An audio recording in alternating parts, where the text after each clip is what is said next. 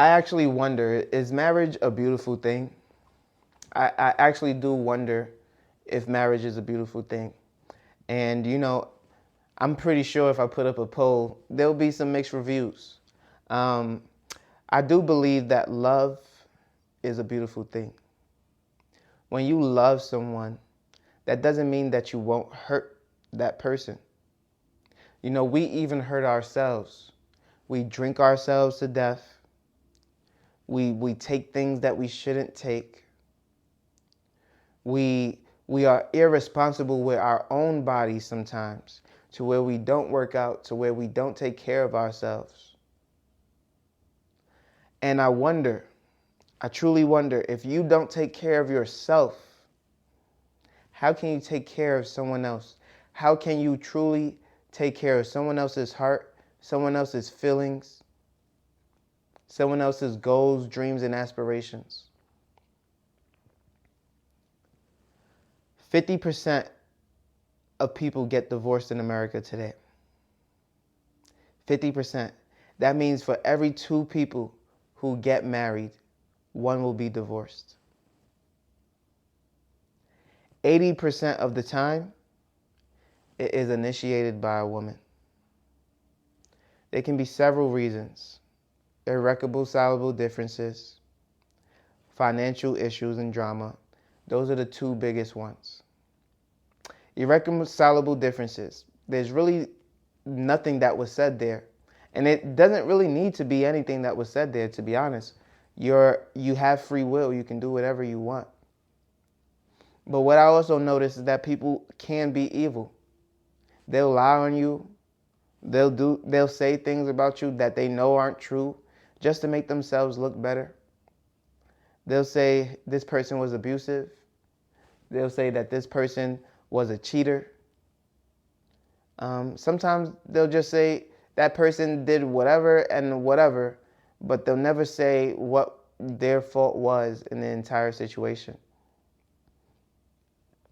What I tend to notice is that men keep quiet and women are openly active in saying why they're out of their relationship, or to very well be single again.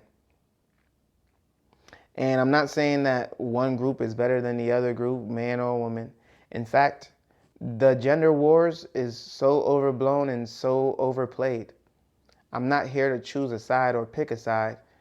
And I'm not here to say that some divorces aren't justified and rational in thought. But a lot of these oaths are made under God, and it doesn't seem like a lot of people are religious. That's just my standpoint on it. So here's the issue that I've actually run into. The issue that I've run into is that when you do achieve financial freedom like I have, when you do have a high net worth for a 26-year-old, when you do have everything that you could ever want, houses, cars, stocks, everything that you could want. I don't have to get a bigger house. I don't have to get a newer car. I have everything.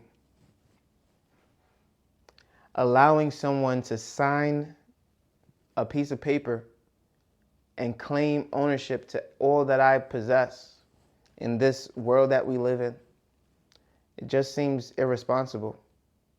For someone like me who had to work super, super hard to get what he has, and I know that I will not meet a female with all that I possess that is not 6, 7 years older than me. I just know I won't see that.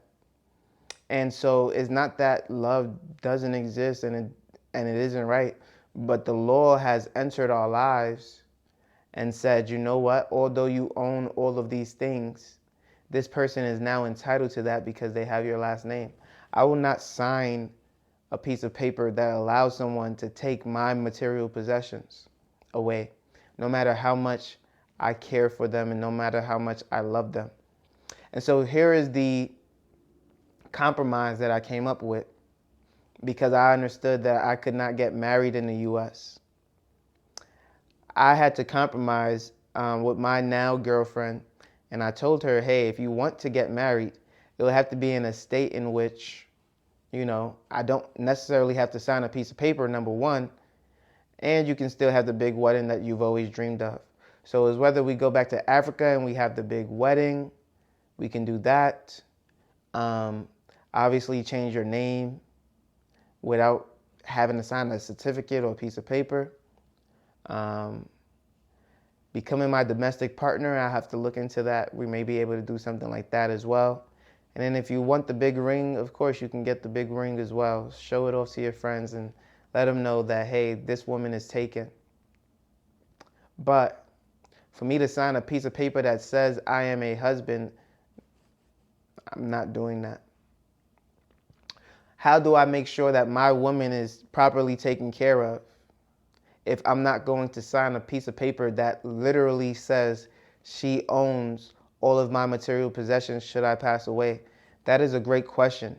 And for someone who claims to love another person, that is something that you have to think about as well, right?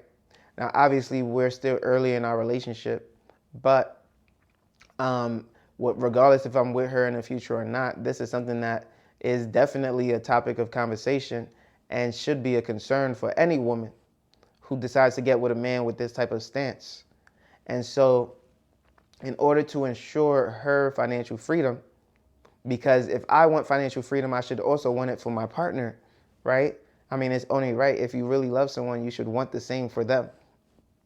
And so I think it's important that when looking at financial freedom, you also look at it for your partner.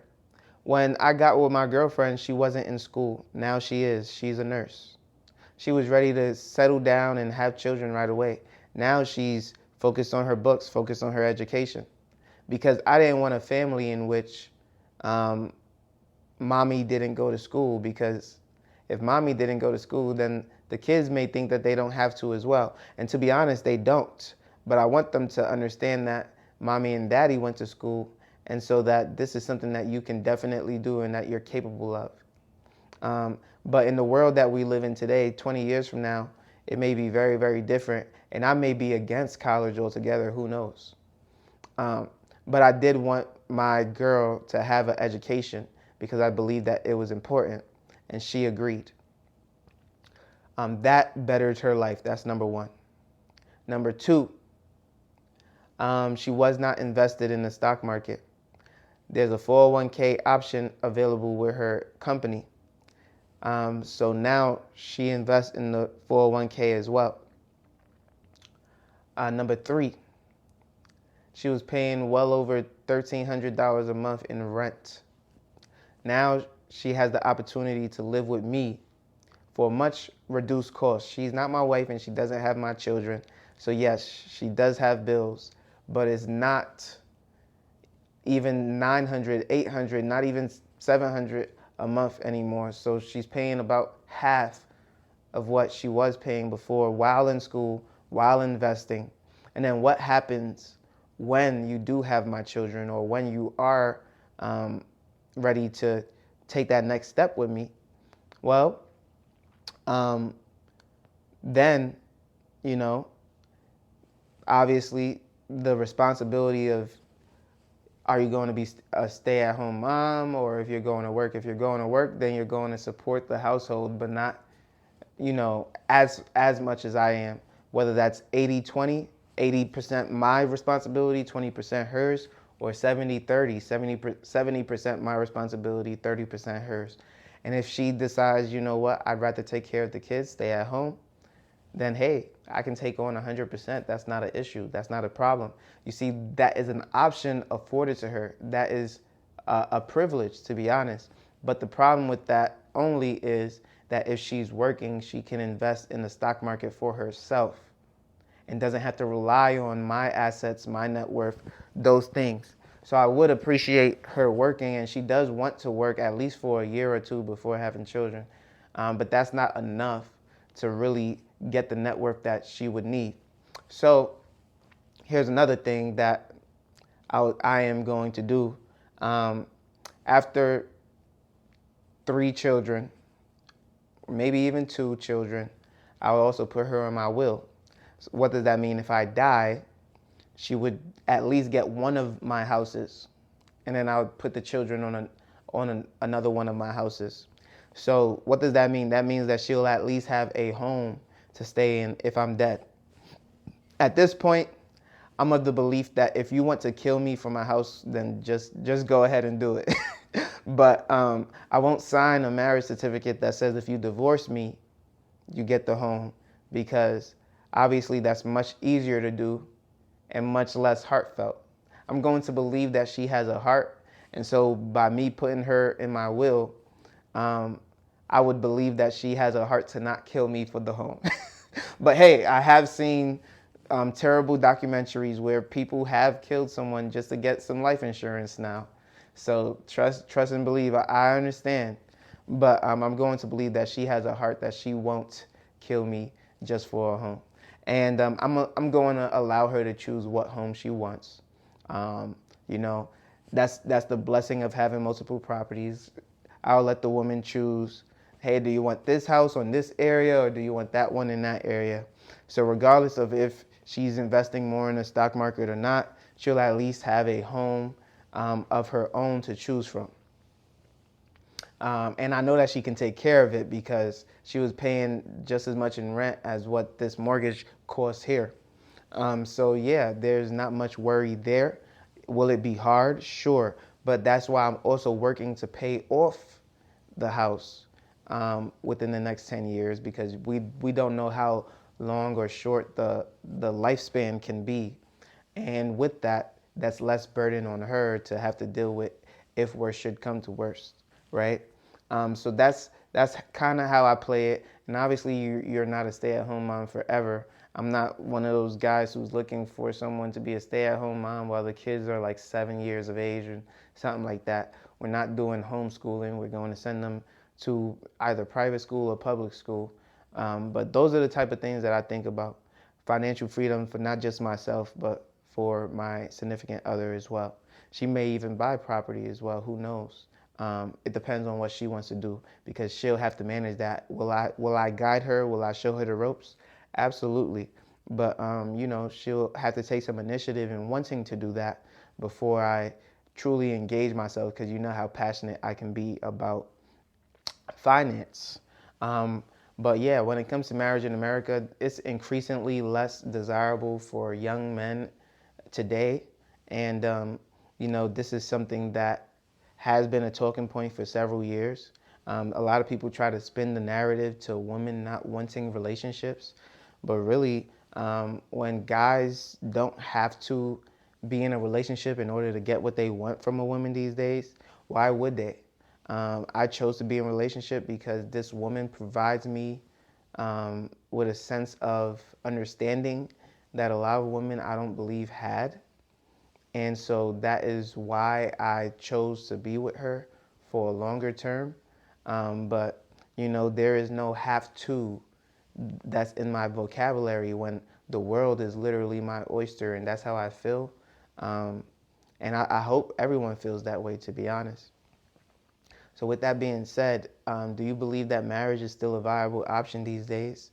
Do you believe that people should be clamoring for it? Or do you believe that it is a weapon that is really sucking the life out of a lot of men, and people should explore their options more? Let me know in the comment section down below what you think. And I'll see you on the next one. Peace.